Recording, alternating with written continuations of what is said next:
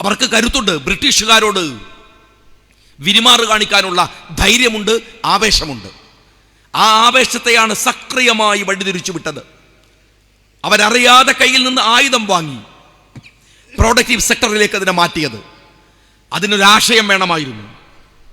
ആ ആശയമാണ് എത്രയോ വർഷമായി അബ്ദുള്ള മാഷ് നിങ്ങളോട് പറഞ്ഞുകൊണ്ടിരിക്കുന്ന, ഇപ്പോഴും പറഞ്ഞ ലീഗ് എന്ന് പറയുന്ന രാഷ്ട്രീയത്തിൻ്റെ അകക്കാമ്പ് എന്ന് നിങ്ങളോട് പറയുകയാണ്.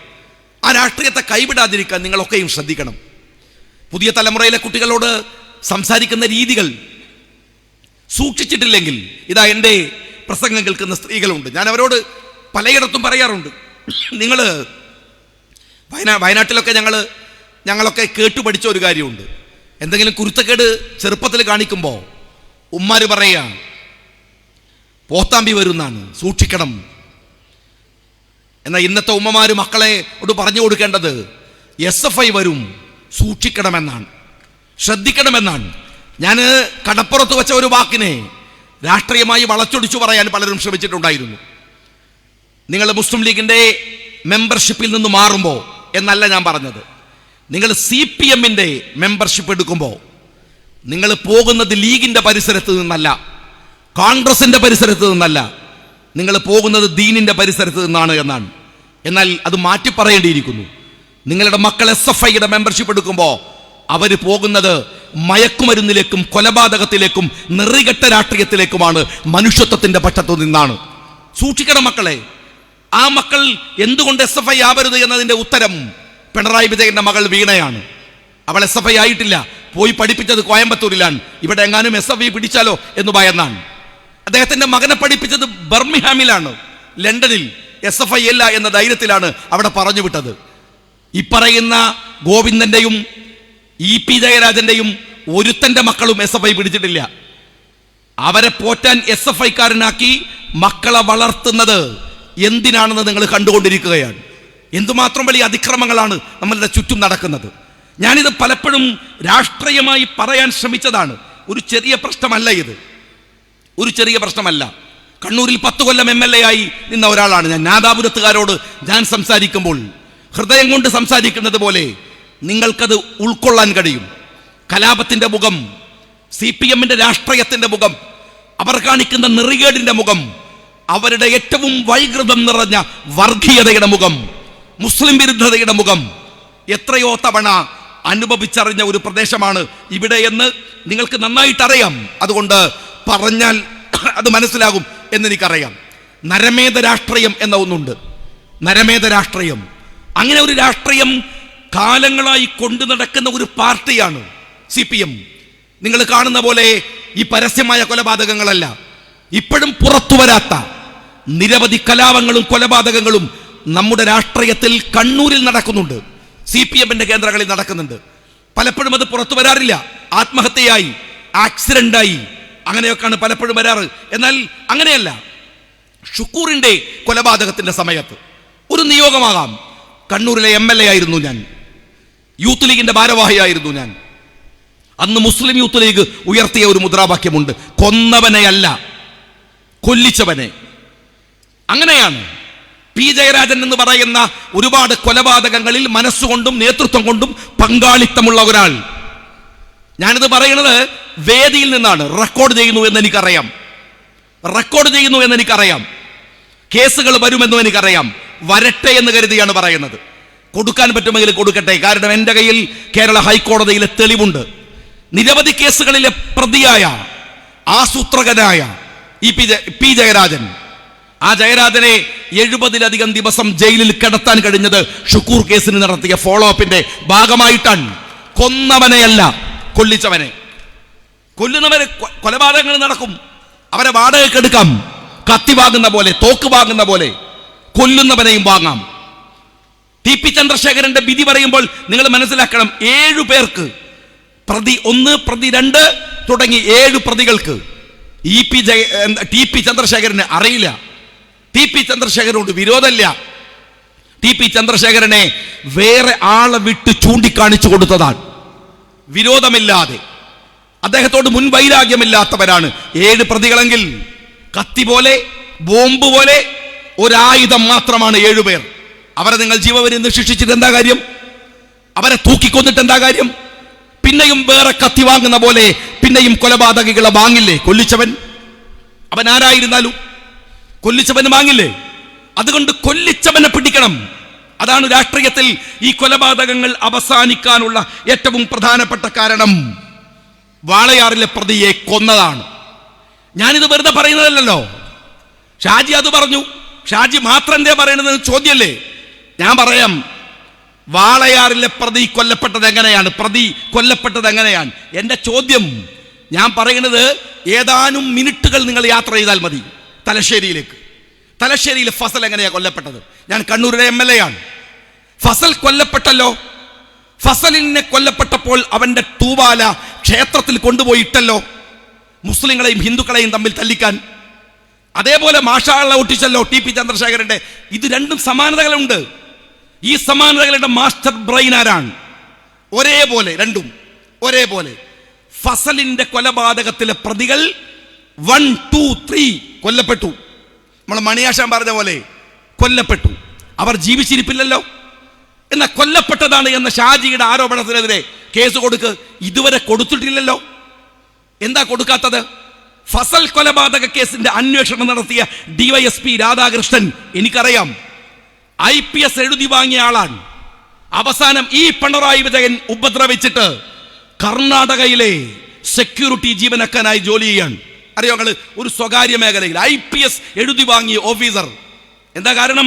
കാരായി രാജനെയും ചന്ദ്രശേഖരനെയും കുടുക്കരുതെന്ന് പാർട്ടി പറഞ്ഞു. പക്ഷെ അവരല്ലേ പ്രതി. അവർ പെട്ടു. ആ ഒറ്റ കാരണത്തിന് നിങ്ങളുടെ ക്യാബിനറ്റിന്റെ ഔദാര്യമല്ല രാധാകൃഷ്ണന്റെ IPS നിങ്ങൾ അനുവദിച്ചു കൊടുത്ത കുറെ ആളുണ്ടല്ലോ ഇപ്പോഴും. അതല്ല.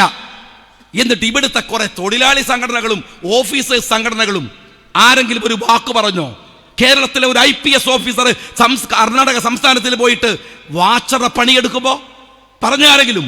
ഈ CPM എന്ന് പറയുന്ന ഗുണ്ടകളെ പേടിച്ചിട്ടാണ് പറയാതിരുന്നത്. ഞാൻ ചോദിക്കട്ടെ, ഫസലിന്റെ 3 കൊലപാതകികൾ കൊല്ലപ്പെട്ടത് എങ്ങനെ? ഷുക്കൂറിന്റെ കൊലപാതകി ആത്മഹത്യ ചെയ്തു. ഷുക്കൂറിന്റെ മറ്റൊരു കൊലപാതകയുടെ ഭാര്യയും ആത്മഹത്യ ചെയ്തു. ഈ വളയത്തല്ലേ രതീഷ് ആത്മഹത്യ ചെയ്തത്? മൻസൂർ കൊലപാതകത്തിൽ 2ാം പ്രതി ഈ പരിസരത്തല്ലേ? ഈ വളയം പരിസരത്തല്ലേ? ഷുഐബിന്റെ കൊലപാതകയായ ആകേഷ് തില്ലങ്കേരി പൊട്ടിത്തെറിച്ചത് എങ്ങനെ? ഞാന് കുഞ്ഞനന്ദനെ കുറിച്ച് പറഞ്ഞല്ലോ. അപ്പൊ കുറെ ആളുകൾ കയറി ചൊറിയാമെന്നല്ലോ, ഗോവിന്ദനും EP ജയരാജനൊക്കെ. എന്റെ ചോദ്യം, കുഞ്ഞനന്ദൻ മാത്രമല്ല, CH അശോകൻ എങ്ങനെയാ മരിച്ചത്? CH അശോകൻ NGO യൂണിയന്റെ സംസ്ഥാന നേതാവല്ലേ? CH അശോകൻ അതിലെ പ്രധാനപ്പെട്ട പ്രതിയല്ലേ? ഈ ആസൂത്രണത്തിലെ മുഖ്യ കക്ഷിയല്ലേ? അവിടുത്തെ ഒഞ്ചിയം ബ്രാഞ്ച് സെക്രട്ടറി അല്ലേ? ആ CH അശോകൻ എങ്ങനെയാ മരിച്ചത്? ഞങ്ങൾ ആരോപണം ഉന്നയിക്കുന്നു, അതൊരു കേവല മരണമാണോ എന്ന് സംശയമുണ്ട് എന്ന് RMP പറഞ്ഞിട്ടുണ്ട്, രമ പറഞ്ഞിട്ടുണ്ട്. എന്താ നിങ്ങൾക്ക് പറയാനുള്ളത്? എന്തേ അതിനെക്കുറിച്ച് പറയാത്തത്? CH അശോകൻ. പിന്നെ കുഞ്ഞനന്ദനെ കുറിച്ച് ഞാൻ പറഞ്ഞപ്പോ രസമുണ്ട്. കുഞ്ഞനന്ദന്റെ മകള്, മോനെ ഷായി, ആ വെള്ളം അങ്ങ് മറിച്ചേക്കുന്നു. എന്നാ മോളെ, ഷാജി വെച്ച വെള്ളം മറിക്കൂല എന്ന് മാത്രല്ല, അത് തിളച്ചു തുടങ്ങി. ഞാൻ വെറുതെ പറഞ്ഞതല്ല, ഓർത്തു വെച്ചോ. അച്ഛനെ കൊന്നത് എന്ന പ്രയോഗം നടത്തിയത് കുഞ്ഞനന്ദന്റെ മകളാണ്, ഷാജിയല്ല. ഞാൻ കൊന്നു എന്ന് പറഞ്ഞിട്ടില്ല. അപ്പൊ കൊന്നത് എന്ന ഒരു ചിന്ത മോളെ മനസ്സിലുണ്ടല്ലേ? എന്നാ മോളെ, ഒരു വെള്ളക്കടലാസിൽ എടുത്തിട്ട് കൊന്നത് കോൺഗ്രസ് ആണ്, ലീഗാണ്, അല്ലെങ്കിൽ ഷാജിയാണ് എന്ന് പറഞ്ഞിട്ട് ഇതൊന്ന് അന്വേഷിക്കണമെന്ന ഒരു കടലാസ് മുഖ്യമന്ത്രിക്ക് കൊടുക്കാനുള്ള നട്ടല് ഈ സൂത്രധാരകനായ കുഞ്ഞനന്ദന്റെ മോൾക്കുണ്ടോ? CPM-നുണ്ടോ? ഞാൻ വെല്ലുവിളിക്കണം. ധൈര്യം ഉണ്ടെങ്കിൽ കുഞ്ഞനന്ദന്റെ കൊലപാതകം എന്ന് പറഞ്ഞ്, നിങ്ങൾ പറഞ്ഞ കൊലപാതകം എന്ന് പറഞ്ഞ് അന്വേഷിക്കുക, നിങ്ങൾക്ക് ധൈര്യം ഉണ്ടെങ്കിൽ. പിന്നെ വേറൊരു കാര്യമുണ്ട്. 11/6/2020 കുഞ്ഞനന്ദൻ മരിക്കുന്നത്. എഴുതി വെച്ചോ സഖാവേ, അന്ന് KM ഷാജി അഴീക്കോട് MLA ആണ്. എന്ന് വെച്ചാൽ കണ്ണൂർ സെൻട്രൽ ജയിലിൻ്റെ MLA അന്ന് ഞാനാണ്. മനസ്സിലായോ? ആ സെൻട്രൽ ജയിലിൽ ഞാൻ പോകാറുണ്ട്. കുഞ്ഞനന്ദനെ ഞാൻ 2-3 തവണ കണ്ടിട്ടുണ്ട്. ആ സെൻട്രൽ ജയിലിലെ പ്രതികൾക്ക് വെള്ളമില്ല എന്ന് എന്നോട് പറഞ്ഞിട്ട് ഒരു MLA ചെയ്യാത്ത വിധം ആ സെൻട്രൽ ജയിലിൽ വെള്ളം കുത്തി കൊടുത്തത് ഞാനാണ്. അതുകൊണ്ട് കുറച്ചൊക്കെ ഷാജിക്ക് കാര്യങ്ങളും അറിയും. ജയിലിൽ എല്ലാവർക്കും ഒരുമിച്ചാ ഭക്ഷണം, അല്ലാണ്ട് ഹോട്ടലിൽ പോയി ഒരാൾക്ക് ബിരിയാണി ഒരാൾക്ക് നെയ്ച്ചോറ് എന്ന് പറഞ്ഞ മാതിരി കിട്ടില്ല. ഒരു പാത്രത്തിലാണ് വെക്കുക. ഒരു പാത്രത്തിൽ വെച്ച് എല്ലാവരും കഴിച്ച ഭക്ഷണത്തിൽ കുഞ്ഞനന്തന് മാത്രം എങ്ങനെയാണോ ഒരു വിഷബാധ? എങ്ങനെയാണോ വിഷബാധ ഒന്ന് പറഞ്ഞേ. അതുകൊണ്ട് തോണ്ടാനാണ് വരുന്നതെങ്കിൽ ഞങ്ങൾ തോണ്ടാനാണ് വരുന്നത്. എന്നെ ഞങ്ങൾ ആക്ഷേപിച്ചിട്ട് കാര്യമൊന്നുമില്ല. ഈ സെബാസ്റ്റ്യൻ പോളാണ് എനിക്കെതിരെ വലിയ അയാളത് ഞാൻ നോക്കുമ്പോൾ ഇയാൾ പറഞ്ഞ സമയം നോക്കുമ്പോൾ വൈകുന്നേരം 7 മണി കഴിഞ്ഞിട്ടുണ്ട്. 7 മണി കഴിഞ്ഞാൽ പിന്നെ സെബാസ്റ്റ്യൻ പോൾ പറഞ്ഞാൽ നമ്മൾ മൈൻഡ് ചെയ്യാൻ പാടില്ല. സാധു രാവിലെയൊക്കെ ആണെങ്കിൽ മാത്രം ശ്രദ്ധിച്ചാൽ മതി. അതുകൊണ്ട് ഞാൻ പോയില്ല. പിന്നെ കോവിന്ദ മാഷാണ്. കോവിന്ദം പറഞ്ഞിരിക്കേണ്ടത് ഷാജിയുടെ ആരും മറുപടി വരണു, പിറ്റേന്നാളെ വരെയാണ് കേസ് കൊടുക്കുന്നു. അപ്പം അതെന്തിനാണ് ഒന്ന് കേസ് കൊടുക്കും? ഗോവിന്ദ മാഷ് പാർട്ടിയുടെ സെക്രട്ടറി അല്ലേ? ഞാൻ വീണ്ടും വെല്ലുവിളിക്കുന്നു, എനിക്കെതിരെ ഈ വിഷയത്തിലൊന്ന് കേസ് കൊടുക്കുക. 14 കേസ് കൊടുത്ത പാർട്ടി അല്ലടോ CPM, കൊടുക്കടോ ഒരു കേസ് കൂടെ ധൈര്യം ഉണ്ടെങ്കിൽ. കൊടുക്കൂലങ്ങൾ. ഇത് പരിശോധിക്കാനുള്ള ധൈര്യം ഗോവിന്ദ മാഷ്ക്ക് ഉണ്ടാവില്ല. EP ജയരാജൻ സാധുവാണ്. മൂപ്പര് പറഞ്ഞു ഷാജി നിലവാരമില്ലാത്ത ആളാണ്. അപ്പം EP-ൻ്റെ നിലവാരങ്ങൾ ആലോചിച്ച് നോക്കിയ എത്രയാണ്. ഞാനത് വിട്ടു. പക്ഷെ P ജയരാജൻ പറഞ്ഞു നമുക്ക് വാക്ക് ചെവിക്ക് പുറത്ത്. ആര്? P ജയരാജന്. ഈ സാധു കൃത്യം 5 കൊല്ലം മുമ്പ് ഈ മണ്ഡലത്തിൽ മത്സരിച്ചു. അന്ന് ആ കിട്ടിയ ചാൻസിൽ മൂപ്പരുടെ പാർട്ടി സെക്രട്ടറി സ്ഥാനം തെറിപ്പിച്ചതാണ്. ഇതാ വീണ്ടും 5 കൊല്ലമായേ MP ജയരാജൻ അവിടെ മത്സരിച്ചു. എന്നാൽ ഇയാളെ പിടിച്ച് സെക്രട്ടറി ആക്കണ്ടേ? രാജേഷനെ പിടിച്ച് സെക്രട്ടറി ആക്കി. അപ്പോൾ നമുക്ക് പാർട്ടിക്ക് പുറത്ത് ഏതാ നമുക്ക് പാർട്ടിൻ്റെ പുറത്ത്? എടോ ഞാൻ മുസ്ലിം ലീഗിൽ വേറെ ആരും പറഞ്ഞില്ല. എന്തിനാടോ വേറെ ആൾ പറഞ്ഞു? ഞാൻ പോരെ, ഞാൻ ഈ പാർട്ടിൻ്റെ സംസ്ഥാന സെക്രട്ടറിയാണ്. മനസ്സിലായോ നിങ്ങൾക്ക്? വേറെ ആൾ എന്തിനാ പറയണത്? പാർട്ടിൻ്റെ സംസ്ഥാന സെക്രട്ടറിയാണ്. അല്ലെങ്കിൽ പാർട്ടി പറയും. മനസ്സിലായോ? ജില്ലാ സെക്രട്ടറി ആകാൻ പോലും പറ്റാതെ പുറത്ത് നിൽക്കണ ഈ നമുക്ക് ലീഗിന് നിൽക്കണ എന്നെക്കുറിച്ച് വർത്താനം പറയണത്. എന്നെക്കുറിച്ച് വർത്താനം പറയുന്നത് ഞാൻ പാർട്ടിൻ്റെ സെക്രട്ടറി ആടോ? അങ്ങനെ കുറച്ച് ആൾക്കാരുണ്ടല്ലോ. ഷാജിയല്ലേ പറഞ്ഞത്?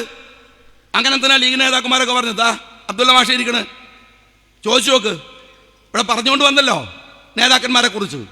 മുസ്ലിം ലീഗിൻ്റെ നേതാക്കന്മാർ ജനങ്ങളുമായി സംവദിച്ചിരുന്നത് ഇങ്ങനെ തന്നെയാണ്.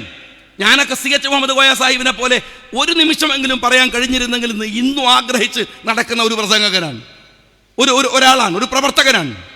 ആ അഭിവന്ദ്യനായ CH ഒക്കെ ആളുകളെ അഭിസംബോധന ചെയ്തത്, രാജ്യത്ത് സംസാരിച്ചത് ഇതുപോലത്തെ വേദികളിൽ നിന്നാണ്. അങ്ങനെ തന്നെ സംസാരിക്കുക. മറുപടി ഇല്ലെങ്കിൽ അത് പറഞ്ഞോണം. അല്ലാതെ ഈ തരത്തിലുള്ള ഞൊട്ടുന്യായമല്ല പറയേണ്ടത്. അതും കൊലയാളിയായ ഒരാൾ, അതും ജയരാജൻ എന്ന് പറയുന്ന കൊലയാളിയായ ഒരാൾ. പിന്നെ ഒരു കാര്യം മനസ്സിലാക്കി ഗോവിന്ദ മാഷേ, ഞാൻ വെറുതെ ഒന്നും പറഞ്ഞിട്ടില്ല. 2020 കേരളത്തിൻ്റെ നിയമസഭയിൽ ഇപ്പറയുന്ന മുഖ്യമന്ത്രിയുടെ പൊന്നാര മോള് ഇപ്പൊ SFIO അന്വേഷിച്ചിടക്കണില്ലേ?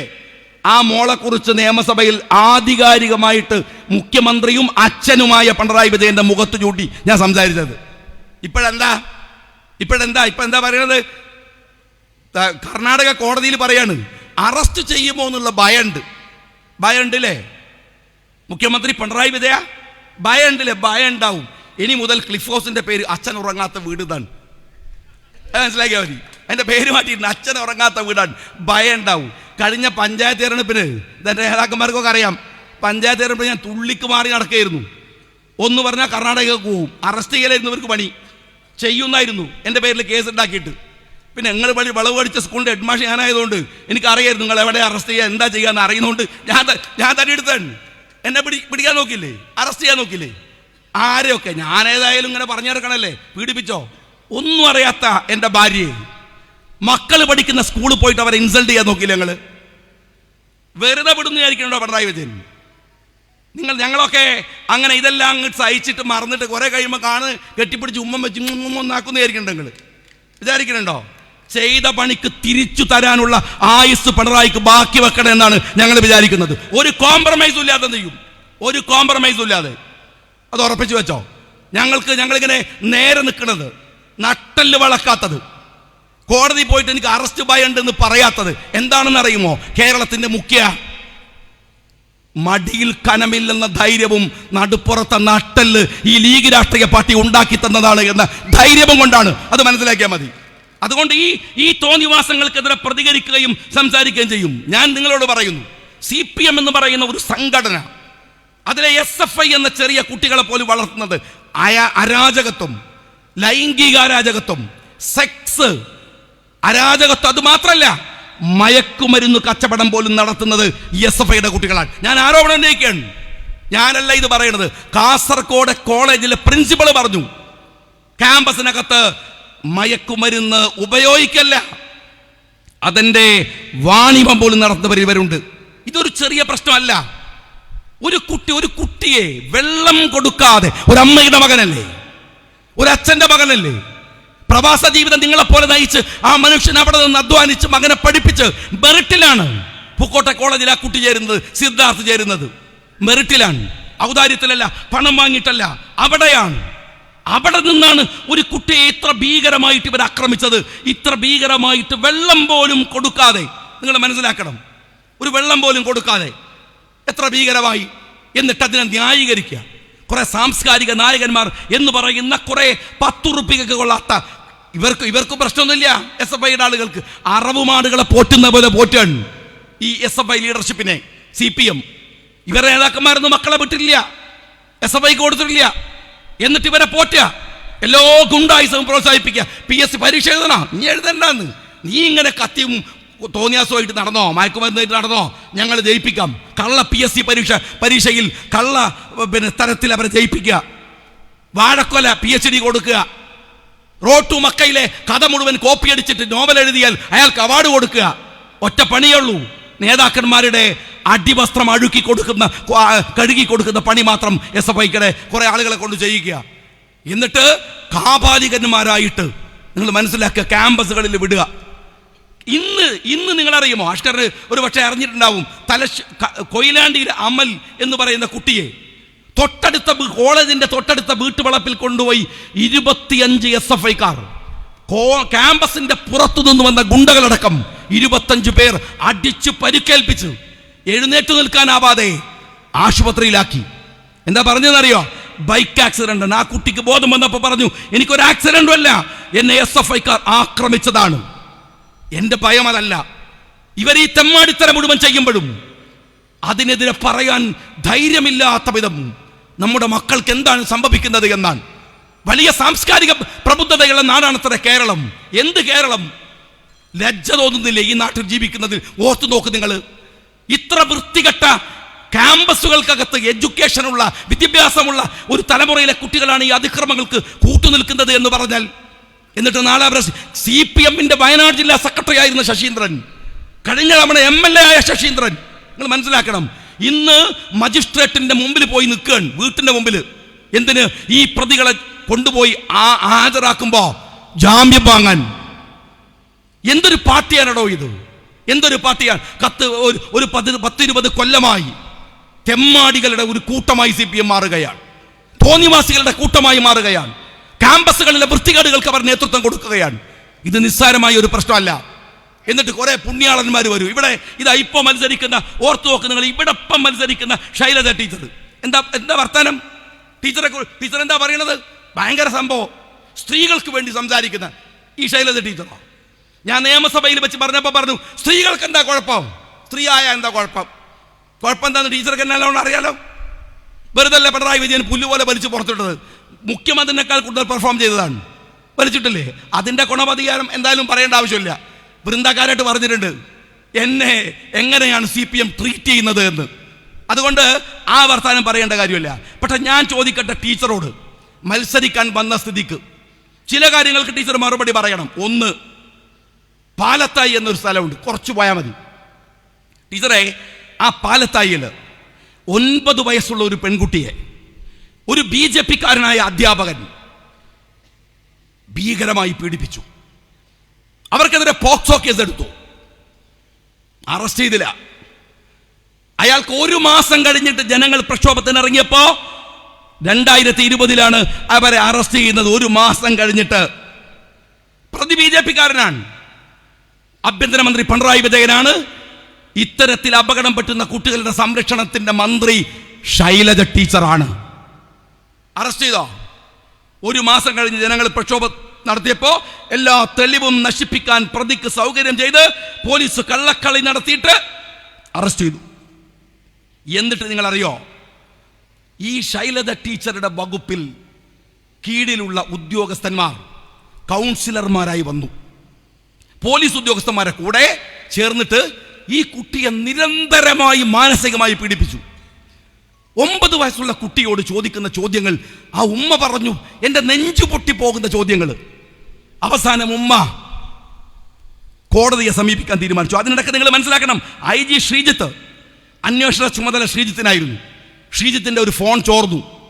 അതിൽ ആ കുട്ടിയെ ബ്ലെയിം ചെയ്ത് പ്രതിയുടെ ഭാഗത്തിരുന്ന് ശ്രീജിത്ത് സംസാരിക്കുന്ന വാർത്ത പുറത്തു വന്നു, അല്ലെങ്കിൽ ശബ്ദം പുറത്തു വന്നു. ആ സമയത്താണ് ടീച്ചറെ ഈ കുട്ടിയുടെ ഉമ്മ കോടതിയെ സമീപിക്കുന്നത്. ശ്രീജിത്തിനെ മാറ്റാൻ കോടതി പറഞ്ഞു. പുതിയ IG-ക്ക് അന്വേഷണ ചുമതല കൊടുത്തു. എന്നിട്ടോ ഒരു IPS സ്ത്രീയെയും അന്വേഷണത്തിന്റെ ചുമതല കോടതിയുടെ മേൽനോട്ടത്തിൽ കൊടുത്തു. ഞാൻ കൂടുതൽ പറയണില്ല, കാര്യം തലശ്ശേരി കോടതിയിൽ കഴിഞ്ഞ ആഴ്ചയിൽ അതിൻ്റെ വിചാരണ നടന്നുകൊണ്ടിരിക്കുന്നു. ആ കുട്ടിയുടെ വിചാരണ പൂർത്തിയായി. അതിനോട് ഞാൻ പറയുന്നു, ഈ കോർട്ട് വെബ്സൈറ്റിൽ നിങ്ങളൊന്ന് പരിശോധിക്കുക. ഞാൻ ചെറുപ്പക്കാരോട് പറയുന്നു, ആ കുട്ടിയുടെ മൊഴിയുണ്ട്. ആ മൊഴി മുഴുവൻ, ആ കുട്ടിയോട് ചോദിച്ച ചോദ്യം മുഴുവൻ ഈ ശൈലജ ടീച്ചർ കേരളത്തിലെ ഈ കുട്ടിയുടെ സംരക്ഷണ ചുമതലയുള്ള മന്ത്രിയായപ്പോ പറഞ്ഞുവിട്ട കൗൺസിലർമാർ ഉണ്ടാക്കി കൊടുത്ത റിപ്പോർട്ട് അനുസരിച്ചുള്ള ക്രൂരമായ ചോദ്യങ്ങളാണ്. അറിയോ നിങ്ങൾ, ഏറ്റവും ക്രൂരമായ ചോദ്യങ്ങൾ. ആ കേസിൽ വാളയാർ കേസ് പോലെ നിങ്ങളുടെ തൊട്ടടുത്തുള്ള പാലത്തായിലെ 9 വയസ്സുള്ള ഒരു പെൺകുട്ടിയുടെ, ആ പെൺകുട്ടിയുടെ ജീവിതത്തിന് പുല്ലിന്റെ വില കൽപ്പിക്കാതെ ആദർശവും പറഞ്ഞാണ് ഈ ശൈലജ ടീച്ചർ ഇവിടെ വരുന്നത്. ഇതിങ്ങനെ ഒരു സ്ഥലമുണ്ട്, കൊല്ലുന്നവർ വേറെ, കൊലപാതകികൾ വേറെ, മക്കള് SFI-കാരൻ വരെ കൊലപാതകം നടത്തുക. എന്നിട്ട് ടീച്ചറെ പോലെ കോളിനോസ് ചിരിയായിട്ട് വന്നിട്ട് പുതിയ വേഷം കിട്ടുന്ന കുറെ ആളുകൾ. ഏത് വേഷം കെട്ടി വന്നാലും ഈ പോരാട്ടത്തിൽ, ഫാഷിസ്റ്റുകൾക്കെതിരെയുള്ള പോരാട്ടത്തിൽ മാർക്സിസ്റ്റുകളെ കൂടെ കേരളത്തിൽ തറപറ്റിക്കാൻ